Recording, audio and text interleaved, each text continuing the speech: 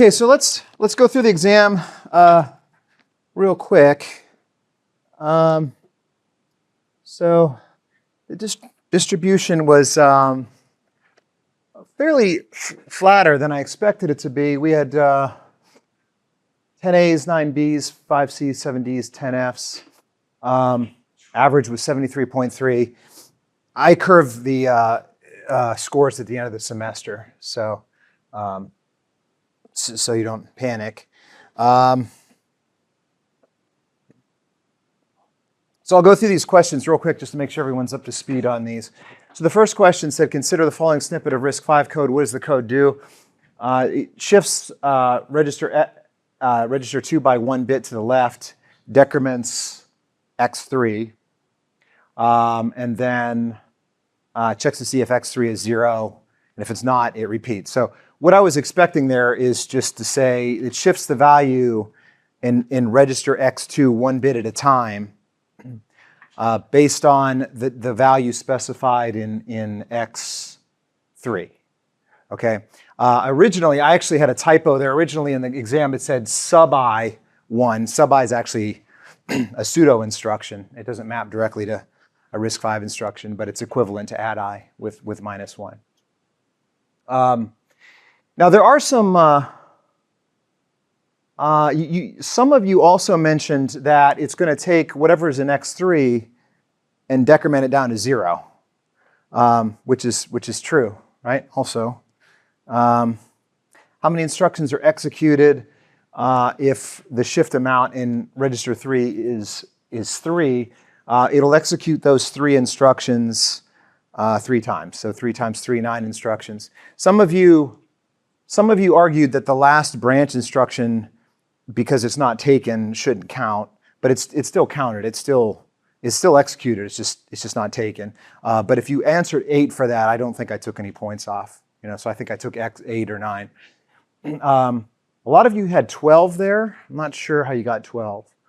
And then some just had 3 because you were counting static instruction count instead of dynamic instruction count.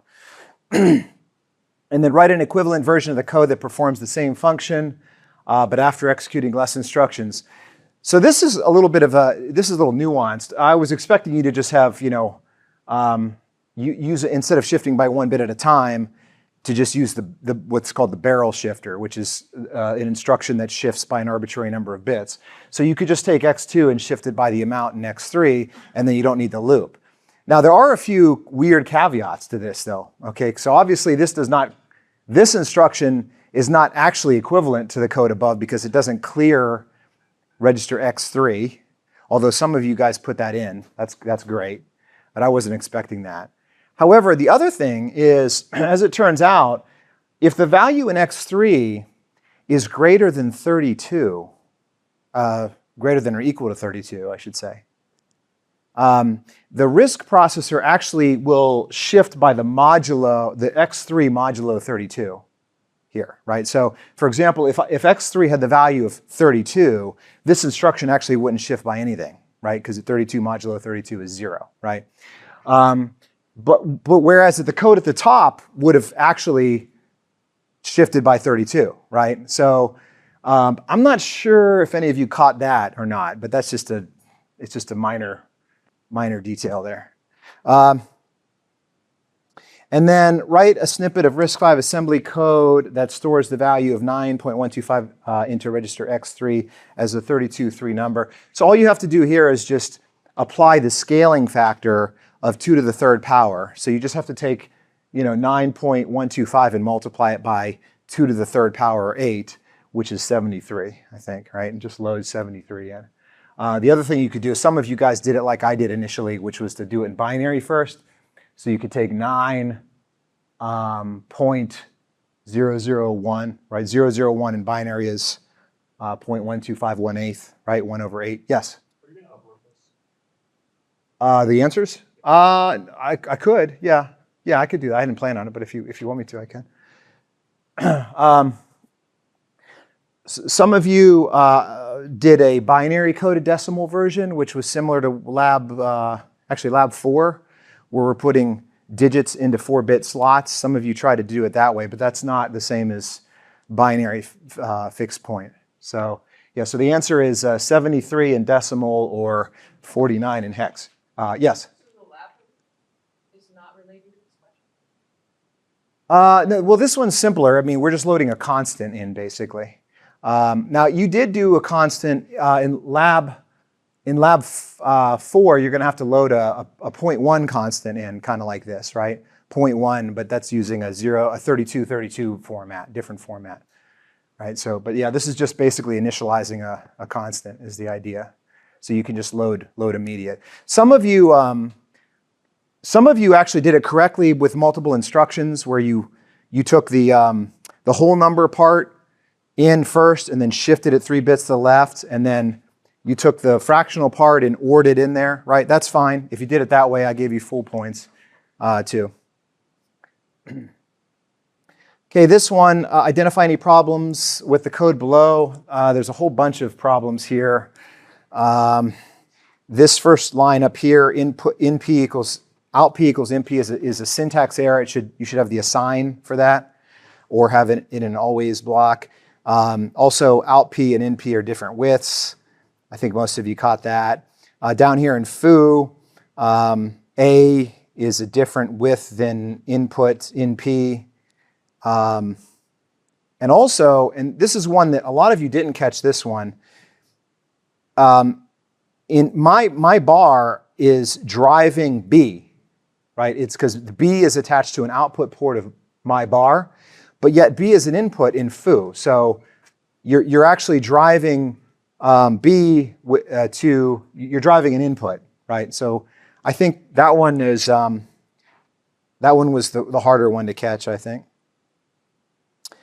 Okay, to what value will the following SystemVerilog code set to signal B when A equals 1011? I think just about everyone got this right. It's just 1111. You take the first, or actually the last bit of A bit 0, least significant bit, which is 1, and it's just a replication operator. Write a SystemVerilog module named Pulse, although technically I should have put 4'B here. Write a SystemVerilog module named Pulse18. It accepts a clock signal named clock, an active high asynchronous reset signal named reset, and a single bit output named P. When out of reset, the module will pulse the P output every 18 cycles.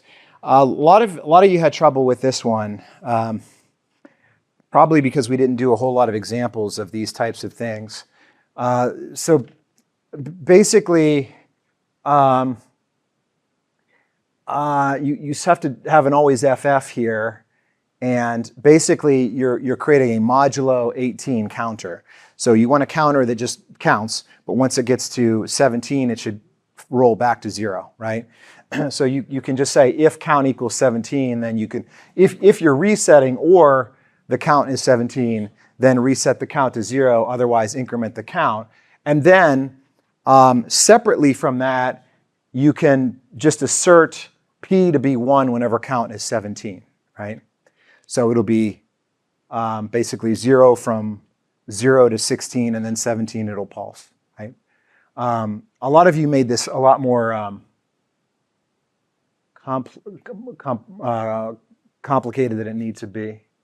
And notice the count there is 5 bits, right? Because it's a log base 2 of 17 rounded up. Yes? You can add delays using the hashtag signal, but that's like not synthesizable.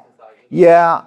The hashtag, the problem with the hashtag is it would require that, even if you made the argument that, I didn't say it had to be synthesizable, you'd have to know what the clock period was. You'd have to match the hashtag delay to the clock period, right? This should adapt to any clock period. But yeah, I noticed a lot of you had hashtags in there. I should have said synthesizable just to make that clear. Convert the behavior of the following Verilog module into a truth table.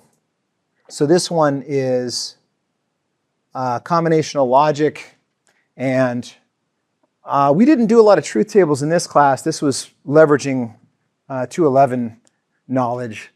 But A is a 3-bit? Yeah, A is 3-bit, so there's 8 possibilities, 0 to 7. And then pretty much if A2, so if the first bit of A is 1, then the output is 0, 0. Otherwise, it will rely on the default, the default of 1, 1. So pretty much you have 4 rows of 1, 1s and 4 rows of 0, 0s there.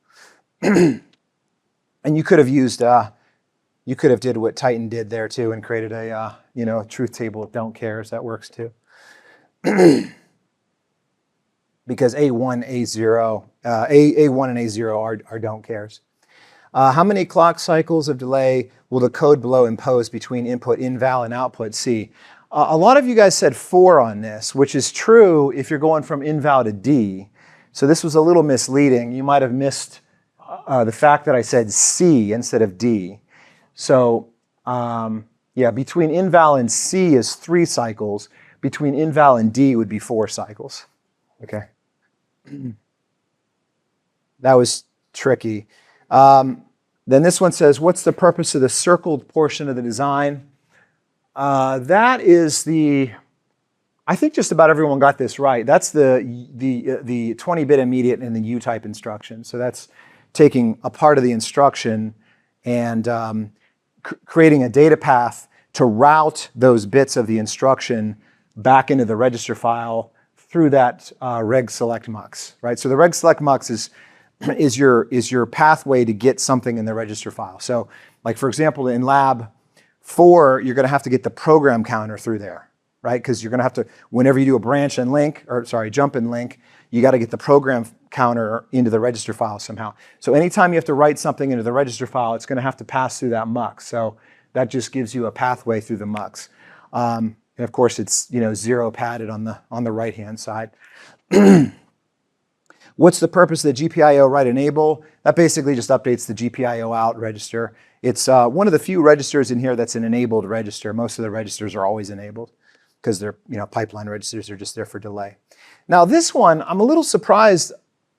Hardly anyone got this one right, part C, and that worries me a bit because this is really integral to Lab 3, which I think most of you have completed. So the pipelining part, that was fine. Basically, you're basically filling the pipeline here, where by cycle 2, all 3 instructions are in the pipeline. And then by cycle 4, you just have one last instruction remaining in there. The issue here was with these control signals. Some of you, I think, misunderstood this, and you had stages in here, or instructions, or registers. These were meant to be values, bit values, control signal values. And so reg write is an easy one because all 3 of these instructions do write to a register. They're all number crunching instructions, computational instructions, add, multiply, add. So reg write's always going to be high there. And if you have reg write EX, then reg write WB is just going to be the offset version of that. So you just take this and you just shift it, you just phase shift it 1 cycle to the right. It's the same signal, it's just delayed by 1 cycle, right? The other way to look at this is, like if I want to fill in this cell, you just have to look up above and see which instruction is in the write back. Well, that's the multiply. Does multiply write a register? Yes, so that should be 1, right? So that's another way you can look at this. One way to look at it is say, well, they all write to a register, so 1, 1, 1, 1, 1, 1, 1, 1, right? Another way to look at it is to match the instruction, which match the stage to the instruction and figure out if that instruction is writing the register. GPIO write enable is always 0 because none of these are GPIO instructions. Reg select is also going to be the same because all 3 instructions are consuming values from the ALU and shoving it down the throat of the register file, right? So the reg select should be 2 because that is how you get, that's that 2 input over here. Oh yeah, sorry. What's your name? Jordan. There you go. Weinstein, right? Yeah, there you go. So all these instructions will have a 2 for the reg write EX and write back, right? So that should be 2, 1, 0, and then ALU source. This one I think is the only one that's actually different, right? Yeah, these are all basically the same values up here. The only one that's different is ALU source because the first instruction is an immediate instruction. So when that guy's in execute, you need to set the ALU source to 1 to get the immediate in the ALU. But then the other two are R-type instructions, and so ALU source should be 0 for those, right? So pretty much all the control signals here are the same, except for ALU source, because there's an I-type mixed with 2 R-types, right? ALU source is going to be a 1 for an I-type and a 0 for an R-type. Okay, so that's, this is basically what you have, in your control unit for your, when you do lab 3. And then does this CPU support branch and jump instructions? No, because the only value that you can get into the program counter is in incremented form of the program counter, which means that you can't change the direction of control, the control flow, right? So if it's because there's only one input to the program counter. Okay, and that was it. Any questions? Okay. Okay, so by the way, any issues with the lab? Any questions about the lab?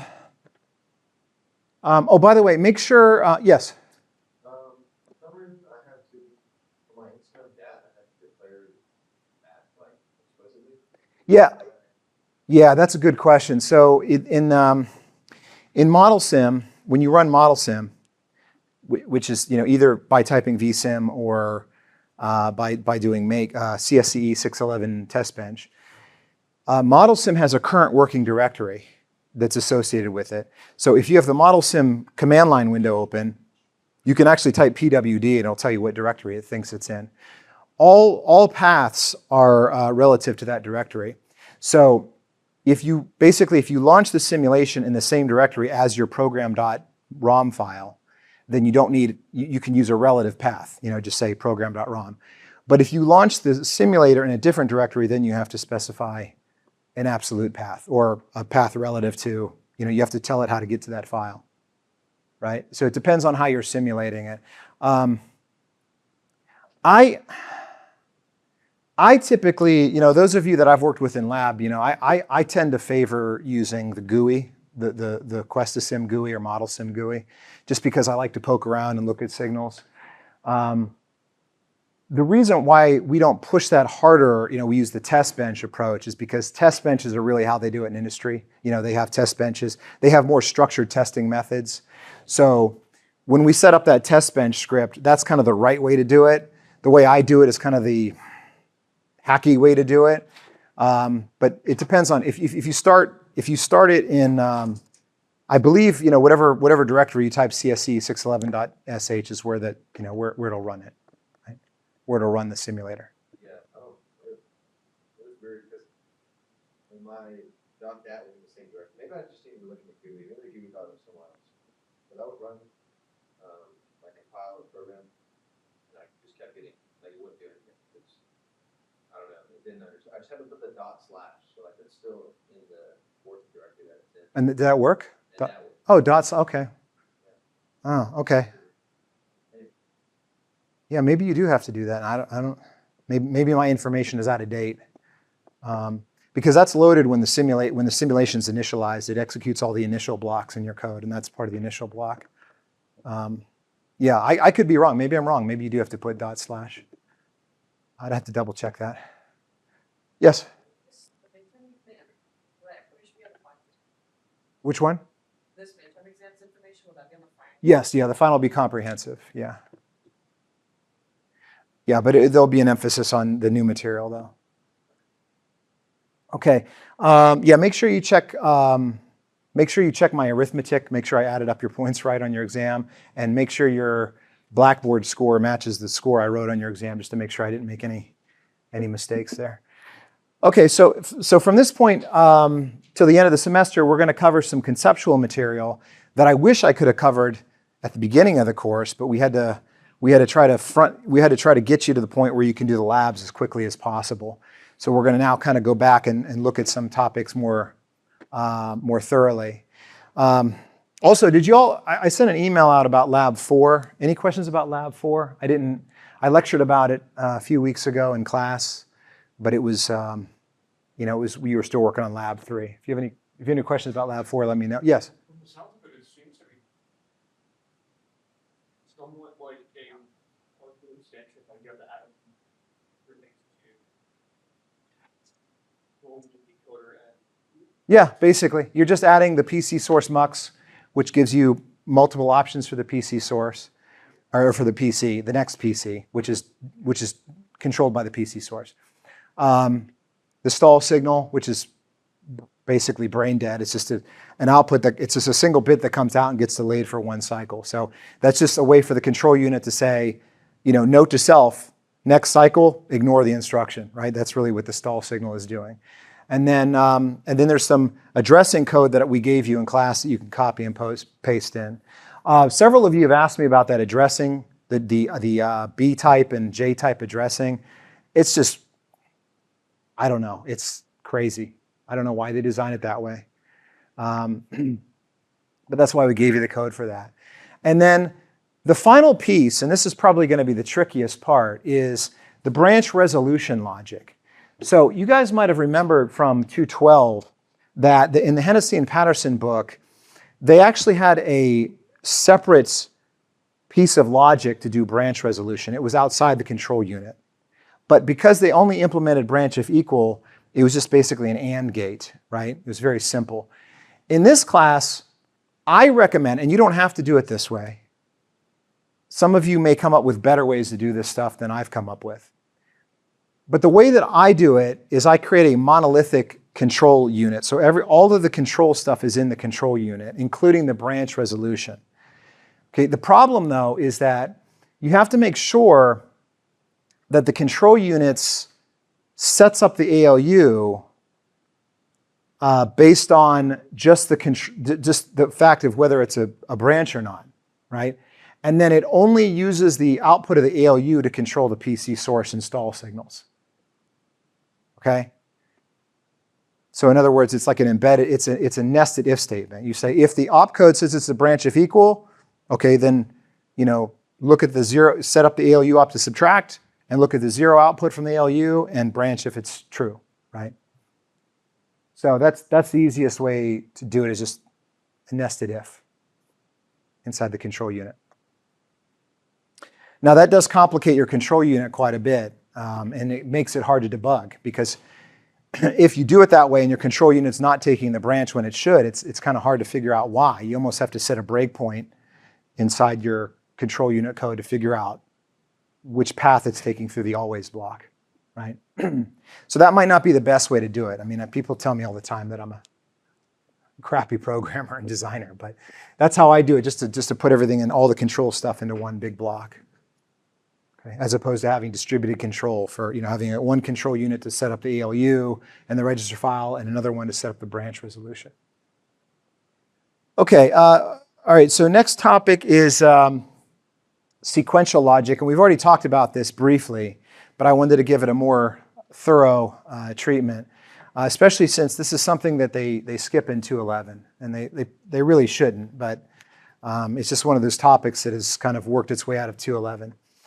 You guys know that there's combinational logic and sequential logic. Combinational is when the output is just a function of the inputs, and anytime any of the inputs change, the output changes after whatever the propagation delay is to the logic, right? So there's no memory inside there, right? There's just input to output. It's like a truth table, right? Or a Boolean logic expression, right? And then there's sequential logic, where the output is a function of the inputs, but also of the history of inputs, right? So it has some kind of recollection of things that have happened in the past. So it's much harder to, in order to figure out what the output's going to be, you have to consider the history of inputs. Okay, so basically sequential logic has memory. Now the terminology though is really weird. Sequential logic, when you say that by itself, just means that you have some kind of memory, but it's not really defined. It basically says anytime you have a cross-coupled logic, like when you have outputs feeding back into the inputs, there's some kind of memory there. That's sequential logic. But in this class and in Verilog, you're actually using a special type of sequential logic called synchronous sequential logic that has a clock, right? So in other words, sequential logic by itself doesn't require a clock. Synchronous sequential logic does. That's when you synchronize everything to a clock signal. And then there's also asynchronous sequential logic, which is really cool. They covered this when I was in school. Asynchronous sequential logic is pretty neat. There's no clock. What it does is it uses the inputs as a clock, basically. So whenever one of the inputs changes, it can put the circuit into a different state, right, based on the transitions of the inputs, which means you could get away with not having a clock, basically, which would be great if we could do that because clocks are a major consumer of power on chips, and they use a lot of real estate to create the clock network. But the problem is that asynchronous sequential logic is vulnerable to glitches.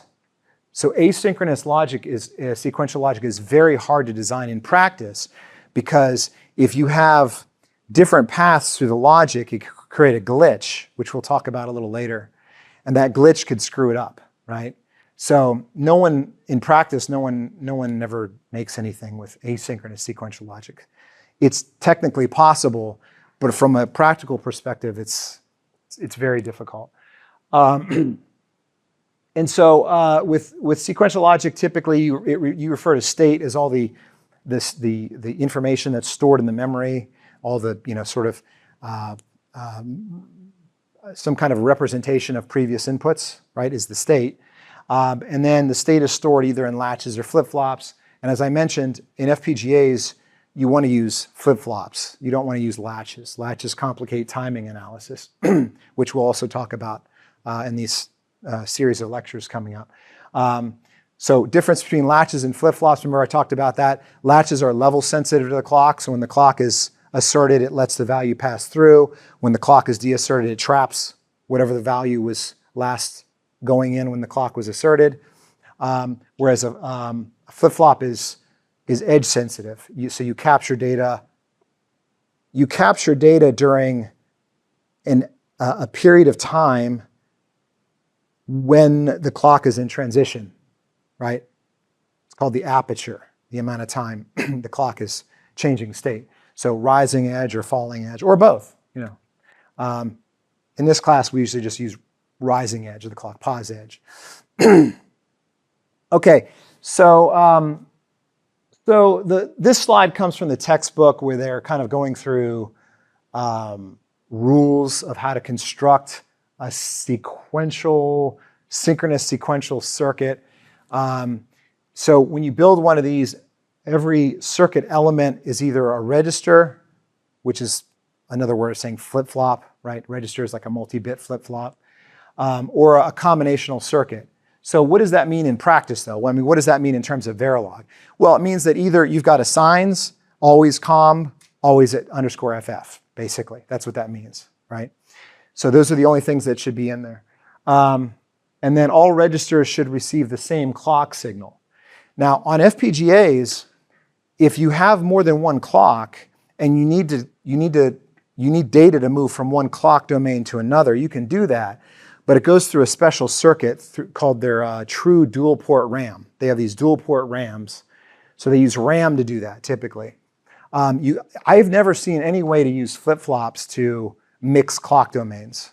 I don't think that's possible, right? Or if it is, it'd be very tricky. So whenever you typically want to use, everything is on the same clock. And when I say clock domains, I mean different clock frequencies. You can still do rising and falling edge on the same clock. And then every cyclic path contains at least one register. Now this is relevant for lab 4 because this is what I was describing for your stall signal. Your stall signal is both an input and an output to your control unit. Your control unit's going to say stall, it's going to have an output, and then it's going to use it as an input. If you don't put a register in between those, model sim will immediately freeze because you'll end up with a combinatorial loop where it'll say stall, don't stall, stall, don't stall, stall, don't stall. Because when you're stalling, you're not branching or jumping, so it's not a stall. but then it transitions back to not stalling and it says, oh, that's a branch or jump, I need to stall. And then it goes back and says, oh, no, it's not a branch or jump, I don't need to stall. And it goes back and you end up with a combinatorial loop, right? And that'll freeze the simulator because the simulator will just keep triggering endlessly. So make sure that you have a register that separates stall, fetch. So the control unit's going to put stall fetch out. Why? Because it's targeting what instruction is being fetched, right? So it's the control unit's going to say stall whatever's in fetch, and then in the next cycle, that signal will propagate to stall underscore EX because it's following the instruction from fetch into execute, right? So as the instruction moves from one stage to the other, the stall signal tags along, and then the control unit says, oh yeah, that was right. Last cycle I was supposed to stall this guy, so don't let him write a register, right? So that make sure you, that's basically what that last point is saying. Okay, so what do you use sequential logic for? Well, this is the reason, by the way, that we're doing a 3-stage CPU. Often in this type of class, you might start out with a single cycle CPU, right? Where the whole instruction is executed in one cycle. And then you might move on to a multi-cycle CPU and then a pipeline. In this class, we go straight to a 3-stage CPU. Why? Because it gives us an excuse to learn sequential logic design, right? Because that's one of the usages for it, right? Also, I used to joke that single cycle CPU is ridiculous. No one would design something like that. But as it turns out, a lot of the microcontrollers actually are single cycle, like the Arduino type processors are single cycle, which is why they run at a very low clock speed. But anything that's even moderately powerful will be pipelined, right? And then you could also use these for finite state machines. So a finite state machine is different from a pipeline. That's when you need to design a circuit that has some kind of sequentiality to it, where it says, I'm going to do this, then I'm going to do that, then I'm going to do that, right? In one cycle, I'm going to request the bus, and then I'm going to go and wait for the bus, and then I'm going to use the bus, and then I'm going to release the bus, and then I'm going to wait for the acknowledgement on the bus, right? Whenever there's that kind of sequence that you have to go through, that's a finite state machine. So whenever you create a bus controller of any kind, or anytime you need handshaking logic, you need to create a state machine to do that, right? And so I'm going to cover state machines today a little bit. Now, unfortunately, in this semester, what I'd like to do is have you design a state machine to control an AXI master, because then your CPU would be able to talk the language, the language of on-chip networking, which is AXI, right? That's what your cell phone, every embedded system now uses AXI, which is basically a dialect. It's a protocol that's used for components on a chip to communicate. And so if you purchase IP, or if you use IP, in other words, pre-made designs, those pre-made designs will have an AXI port. So if we could create an AXI master port on our CPU, you could then connect your RISC-V CPU to basically anything. You could buy a JTAG controller or SPI controller or an HDMI controller or anything, and you can have it talk that language, right? But we just don't quite have enough time to get to that in this class. So I'm just going to give you a preview of that in this lecture. Also, if you remember from 3.13, that's how 3.13 worked, where you had Platform Designer and you could just drop a bunch of components in and they all just magically could talk. That's because they were talking using a bus protocol. In that case, it was Avalon, not AXI, but it's the same principle, right? Okay, which meant, again, if you had an AXI master, you could drop your RISC-V CPU in Platform Designer in 3.13 and use it instead of, NEOS. Okay, but anyway, let's see. So finite state machine, let's talk about that a minute. So it's defined by inputs, outputs, and a set of states. And there's two styles. So inputs, inputs can change. Inputs are asynchronous. Inputs can do whatever they want. And then you have a clock, right? And the clock is what changes state. It moves the machine from one state to another, from one phase of operation to another, right? The question is, what about the outputs? Are the outputs only changing when you change state, or can the outputs be asynchronous within a state? Like if I'm in a state, can I let the outputs change before I go to the next state? And that's what defines this idea between a Moore and a Mealy machine. I A Moore machine is when the output from the state machine is a function only of whatever state it's in, which means that when you look at the outputs, they're only changing once a cycle, right? The Moore machine's outputs only change once a cycle.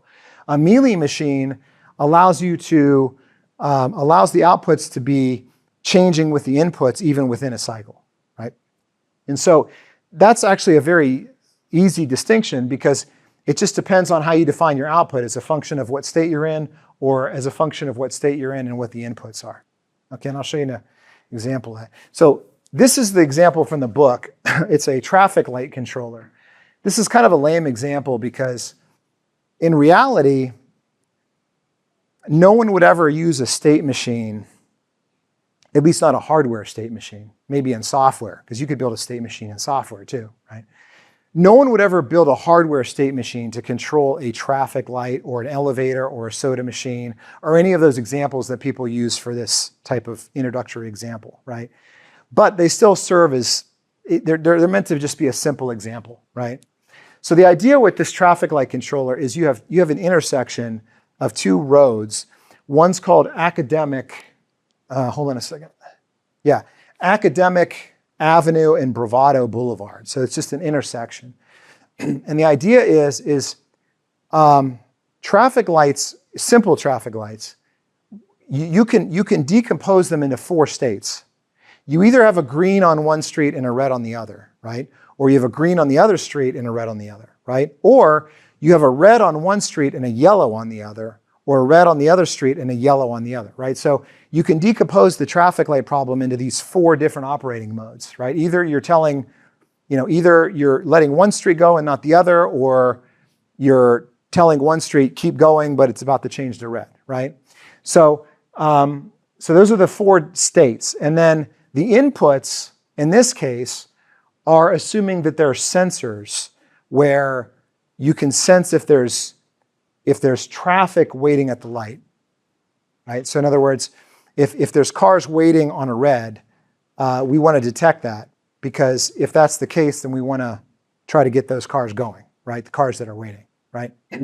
So there's 2 sensors, and so there's a sensor for Academic and a sensor for Bravado, right?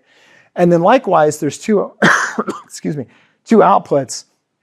There's a light code for Academic and Bravado, which are 2 bits each, because there's 3 different light colors, and the log base 2 of 3 is 2. So we need 2 bits for each of the 2 outputs, right?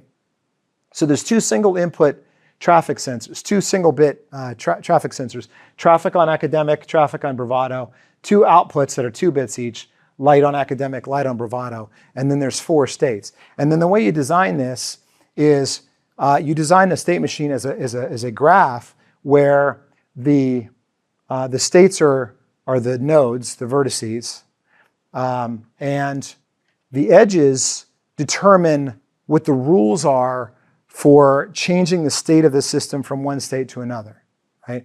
So in some cases, you want to stay in the current state under some circumstances, so you would create a loop back, right? In other cases, you want to go to another state, so you draw a directed line from one state to another. And in some cases, there's no way to get from one state directly to another. So in this case, if I've got a green light on one road, I cannot directly go to green light on the other road. That's not allowed. So there's no edge here because I have to go through that yellow light transition first, right? So that's why there's no arrows between the crosses here, the diagonals, right? Okay, so you, and then there's a reset state, which defines what happens when you get a reset pulse. When I was in school, they used to call that the sanity state, which is like an initial state started out with. Okay, so now if you have a Moore machine would put the outputs inside these states because the outputs are just a function of what state you're in. So each one of these 4 states maps directly to a light configuration, right? So if you're an S0, that's a green light on Academic and a red light on Bravado, right? And likewise, if you're an S3, you've got a red light on Academic and a yellow light on Bravado, right? Now, if it were a Mealy machine, you would actually put those outputs on the edges instead, right, as opposed to on the states. But in this case, we'll keep it simple, and we're just going to say we're going to use a more machine. Okay, and then you got the transitions. Now, the transitions are meant, you have to have transitions for every possible, excuse me, every possible input, right? But in state machines, a lot of these, there's a lot of don't cares. There's a lot, so usually you simplify the design a little bit and you say, if I've got a green light on academic, and I have traffic on academic, then I'm going to keep it green. So in this case, traffic on academic means they're not stopped, they're actually moving through, right? Because academic is green. So there's moving traffic. We're using academic, right? So as long as I've got traffic on there, I'm going to loop back, right? Now the problem is, what about the TB? Why isn't TB shown? Well, the TB is an input, but it's not shown because it's a don't care. I don't care in this case, this is a bad design because I don't care if there's traffic on Bravado as long as there's still traffic on academic when the light on academic is green, right? So notice that the TB is not factored into any of the arrows there simply because it's a don't care. Now, when you build the truth table for that next state logic, obviously you have to consider that as a don't care. But in the diagram, it's just hand waved away, right? Now, once I stop getting traffic on academic, meaning not TA when TA is 0, then I'll start making my way towards putting the green light on Bravado. So I'm going to go yellow light on academic, keep red on Bravado, and then I'm going to stay there for exactly 1 cycle because this transition is unconditional, right? So I'm going to go from S1 to S2 unconditionally after 1 cycle. So I'm only going to spend 1 cycle in S1. I mean, I'm going to spend at least 1 cycle. All these states I'll be in for at least 1 cycle. But if I have a transition, that's not matched, or if I have a loop back, they may stay for more than 1 cycle. But if there's an unconditional transition like this, then they'll immediately, after 1 cycle. So basically, the cycle time is going to be determined by how long I want the yellow light on, right? So this isn't a 1 megahertz clock. This is like, I don't know, 5 seconds or something clock, right? Make sense? Okay, so that's the way you would show it. And then, so the first thing you want to do is figure out what the state transition table is. So basically, every one of those transitions that you have in all these arrows, each one of these arrows needs to have a row in a table, right? You just have to set up rules for what these transitions are. And so instead of showing them as this, in this graphical way, you can put them in a table, and you just have current state, so wherever you're starting from, and then next state, which is where you're going to. So this is the predecessor and the successor, or this is the left and this is the right of the arrow. This is the start and this is the end for each arrow, right? And then all you have to do is essentially list what the inputs, the corresponding inputs are to get you that match to that arrow. So as I mentioned, if you're in state S0, if I've got no traffic on academic. Now, if you remember, state 0 meant I got a green light on academic. But if there's no traffic on academic anymore, then I'm going to start making my way to lighting up Bravado, right? Which means that my next state's going to be S1, right? And I don't care about the traffic on Bravado, so you put an X there. Likewise, if I'm in S1 and I still have traffic on academic, I'm going to stay in S0, sorry. So S0 is going to go to S0, right, if I have traffic on academic, right? So this second row is the loop back. This is the loop back connection. This first row is the connection that went from basically right to left, right, from S0 to S1. And then you just fill in the other values there. Make sense? So you end up with just 1 row for each arrow.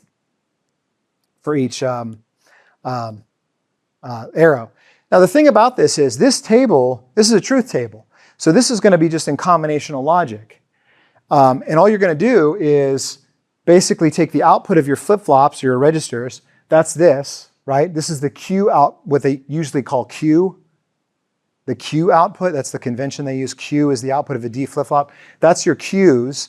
And then this is your Ds. That's the input to the D flip-flop, right? So pretty much this is just going to be the output of your flip-flops that are your state. It's going to pass through this combinational logic, which is essentially just an assign statement or an always at com, right? And then this is going to feed into the inputs, right? So whenever you say current state, you just mean output of flip-flops, next state input to flip-flops, right? That's really all that's about. Okay, so the problem, of course, is that you need to assign actual binary values to each of the states, which they used to make such a big deal of this when I was in school. They used to say, oh, you should use gray coding for this, or one hot encoding. One hot meaning that if you have 4 states, there should be 4 bits, and each state should have 1 bit and 3 0 bits, right? That's one hot encoding. Other times they say you should use gray coding, where if you go from one state to the next, if you have a transition from one state to the next, you should only be changing 1 bit in the state, right? Why? Because the thinking is that the logic would be simpler. You could minimize the logic more, right? That was such a big deal. I don't think anyone cares about that now. Nowadays, logic is pretty cheap. Transistors are cheap, so we don't care too much unless this is some kind of huge machine. So in this case, I just said, whatever. There's 4 states, 2 bits. Just assign arbitrary binary values to these. So S0 is 0, 0, S1 is 0, 1, right? So not a big deal. But you can assign those in different ways. And then, of course, once you have the state values selected, then you can convert this to an actual Boolean logic, right? Now, you don't have to do this. This is in here because this is what you do in 211. You would do this, right? In this class, the compiler, the synthesizer is doing this part for you, right? Okay, and then likewise, that's called the next state logic, and then there's the output logic. So you have to take, because it's a Moore machine, the Moore machine means you just take whatever the state is and you just map that to the outputs. So you have to say, based on the 2 input states, I have to assign encodings to my light colors, and they just fill those in. And so basically I have another truth table here with 2 inputs and 4 outputs, and then I could come up with the Boolean logic expressions to drive that, right? So now in Verilog, the way you do this is one of the things they changed in SystemVerilog, which is pretty cool. In old Verilog, you actually did have to manually assign binary values to states. And you had to create parameters for those, local parameters inside your Verilog, right? That was awful. In SystemVerilog, they introduced the ability to create an enumerated type, right? They were like 40 years late on that, but you can do enumerated types, meaning that you can do this. And by the way, the syntax here, I always have to refer back to this for the syntax. Syntax is weird here, but the way you set this up is you say type def enum logic. You still have to give it bits, a bit range. So even though it's an enumerated type, which means that you're giving symbolic, you're giving it a discrete set of symbolic values that can be assigned to that data type, you still have to tell it how many bits that's going to be synthesized as, right? So I'm going to say type def enum logic 1 down to 0. So I'm still saying a 2-bit value, but then I'm saying, okay, it's S0, S1, S2, S3, and I'm going to call that state type, and then I'm going to declare current state and next state as state type. Now you have to have current state and next state. Why? Because like I said, current state is Q, is the output of the flip-flops, and next state's the input of the flip-flops, right? So you have to have them both declared. And they're not always going to be the same, obviously, because the next state value is going to usually lead the current state. The next state's going to get updated, but you're going to have to wait till the next clock edge, right, before it becomes the current state because it's synchronized on the clock, right? So you have to declare them both. But then, this is the cool part, your The only actual clocked logic you need is one always underscore FF that simply takes next state and puts it into current state on the clock edge, right? And this is kind of generic. This is kind of a boilerplate code. It would work for any state machine, right? And of course, there's this bit at the beginning too that takes care of reset. So if you have a reset, I'm going to go to S0. Otherwise, every clock edge, I'm going to transfer next state into current state, right? So that way, this is the only actual clock stuff you need. Everything else in here is going to just be combinational logic. So you'll have your next state logic here, which is just, I did it as an always comb. So the way the book did it, the book actually showed like the 211 style circuit design. I converted it to Verilog, right? So this is the way you do it in this class or any modern design flow. So hopefully I did this right. Always com begin, next state, current state equals next state. Now what is that doing? That's setting up a default loopback, basically. It's saying that if nothing matches in here, just assume you're going to loop, you're going to stay in your state, right? That's like a catch-all loop back. That way I don't have to explicitly loop back anything. But that's a stylistic thing. You may not want to do that. I did it just because I said, well, I'm going to assume that by default you're going to stick in whatever state you're in. And then I put if statements that only captured the transitions from that actually exit the state, right? So if you're in S0 and you get traffic on academic, or there's no traffic on academic, then you go to S1. If you're in S1, well, then you unconditionally go to S2 because that's your yellow light, one cycle you're out, right? If you're in S2 and there's no traffic on Bravado, then you make your way to S3, which is your yellow light on Bravado. And then in S3, that's your yellow light state, and it's unconditional, goes back to S0, right? So this very little always statement captures the next state logic. It basically captures all the transitions in the diagram. And then the output logic is similar. In this case, I set the default to be green light, which is probably not a good idea, but my default is green light on both streets. And then if I'm in S0, I want to put a red light on Bravado. If I'm in S1, I need a yellow light on academic and a red light on Bravado. If I'm in S2, I will put a red light on academic, and so forth. So these are just basically the output logic. This maps the state into the light, what light configuration I want. Okay, so then if you look at this, now this is where things get confusing. I think that's, to me, that part was always kind of easy to understand. This is where things get a little weird, is when you start actually testing this, because the problem is that you have to keep in mind that when you have clock logic, there's always basically a delay. You always have these like a lag. Something happens and then you wait to the next cycle before you do anything about it, right? That's basically what happens here. So what's going on is that when you reset, it puts you into state S0. So the little apostrophe means next state, right? S apostrophe is the next state. S is the current state. And then you have light on academic and light on Bravado.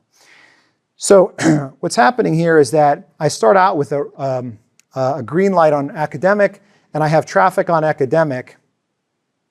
And eventually I got traffic on Bravado, but it doesn't matter, because remember, that's a don't care at this point. I don't do anything until the traffic on academic goes down, right? Now, when the traffic on academic drops, that's going to trigger immediately, asynchronously, the next state is going to immediately become S0, S1, right? Okay, so that's why that arrow means it's the academic traffic went down, next state I want to go. But there's a delay because I can't immediately switch. I have to wait for that clock edge. So this is a rising edge? Yeah. So S1 doesn't go to the current state until you get that rising edge there, right? So there's a delay. That's the frustrating part, is having to deal with those delays. Now, if there was a glitch, let's say there was a glitch where the academic, let's say that academic thing went low, but then it went back high before the clock edge, then that would be ignored, right? Any transition that doesn't actually hit the clock edge will be ignored. So again, if we had, it would have been cool to put that on here, but if that thing would have went back high before that clock edge, then it would have stayed, in state S0. Okay, so then you can see that what happens is you end up with green, yellow, red, right? And then we're going to stay in red. Bravado is green when I've got red here. And then eventually, Bravado, we lose traffic on Bravado. We want to go to yellow light on Bravado. There's the obligatory delay where we actually do the yellow light on Bravado. And then we only stay one cycle in there and we go to red on Bravado, right? So that's how you have to read these state machines. Okay, so yeah, I already talked about that. Here's an example of controller for an elevator. I'll just go through this really fast. It's kind of one of my lame test questions. But yeah, the idea here is that you had to keep track of an elevator that was transitioning between two floors, right? And so the number of states here was 4, because you could have the elevator sitting on one floor or the other, or you could have the elevator on a floor and transitioning to another floor, right? And then those transitions are triggered by 2 things. One, someone pushing a button in the elevator, or someone pushing a button outside the elevator, right? So that's basically, in a nutshell, what that was about. Very similar to the traffic example. Okay, this is another example. This is a modulo 3 counter. So on the test, of course, you've already had a modulo 18 counter on the test. But the way that I handled it is I had a counter, and I just counted up to 17 and reset to 0. This is another way you could do that, but instead of counting, you could create a state machine that counts. A state machine that counts is just a circle. It's just count, reset, count, reset, So you could do it. So in this case, this is a modulo 3 counter designed as a state machine instead of just using the add operator in Verilog, as we did on the exam. And then this one is a rising edge detector. This one's kind of cool. So this one is designed to detect a rising edge in a signal, an input.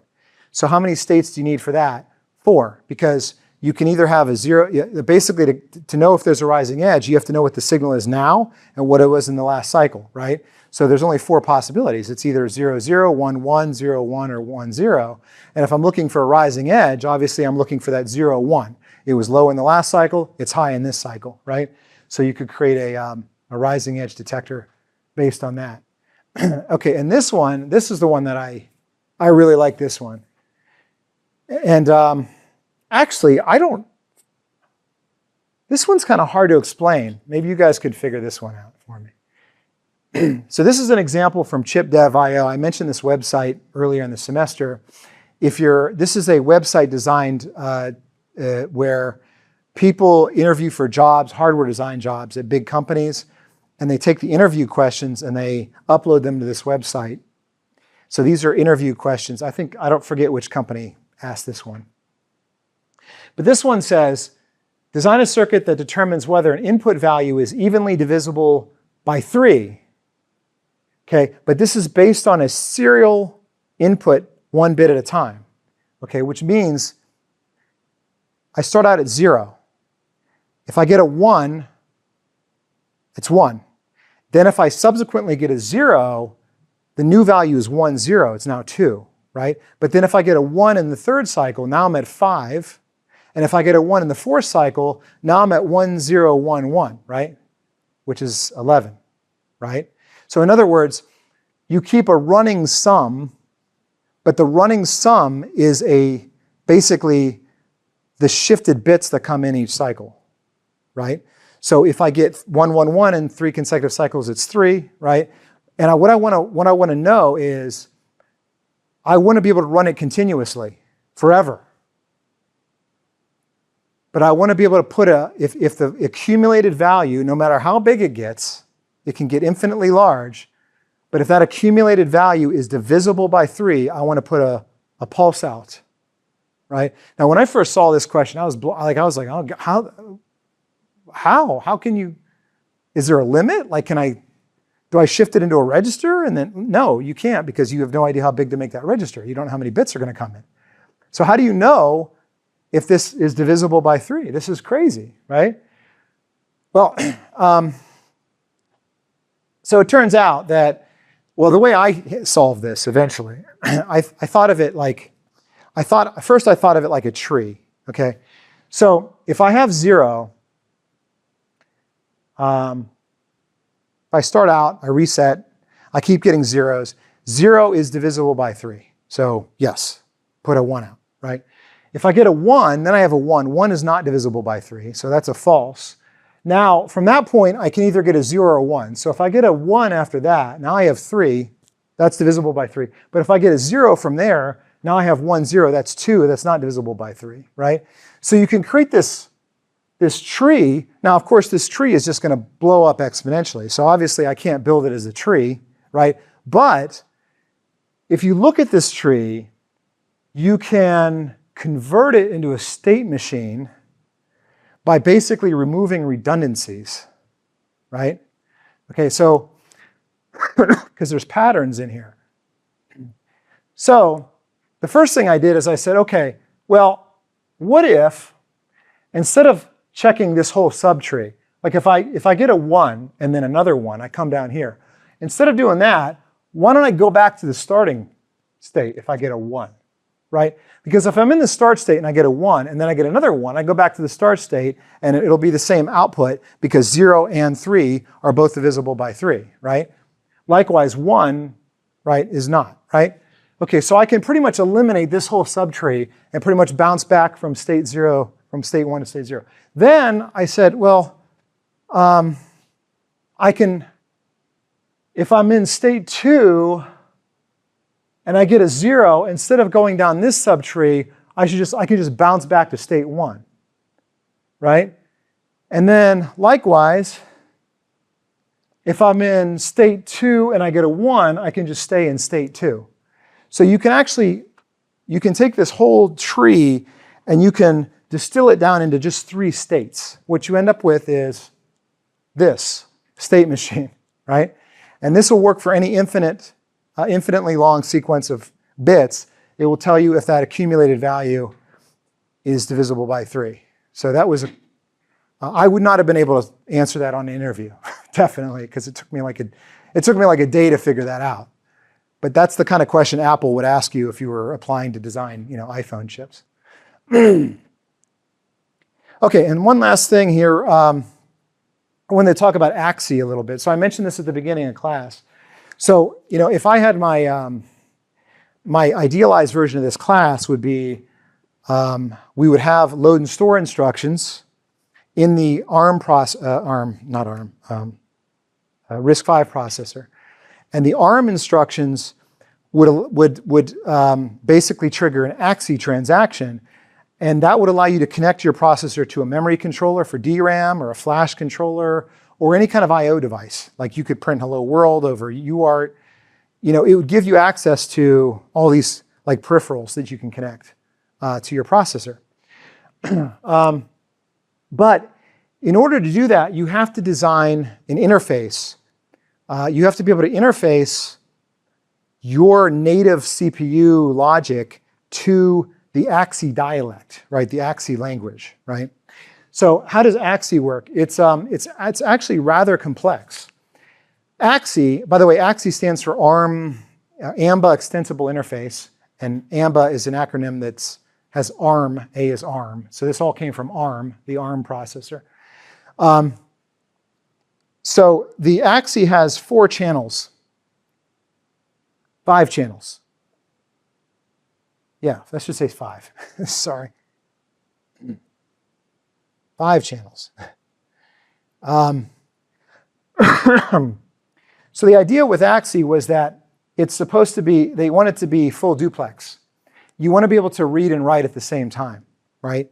Also, you want to have acknowledgements because if you guys will take 491, we talk about protocols like SPI and I2C. I2C has an acknowledgement, but a lot of the smaller ones like SPI, there's no acknowledgement. Like you write something, but you don't know if the write worked, right? So ARM has a fairly robust acknowledgement mechanism where when you talk to, when you have a transaction, you want to get some feedback to see if that worked, how it worked, right?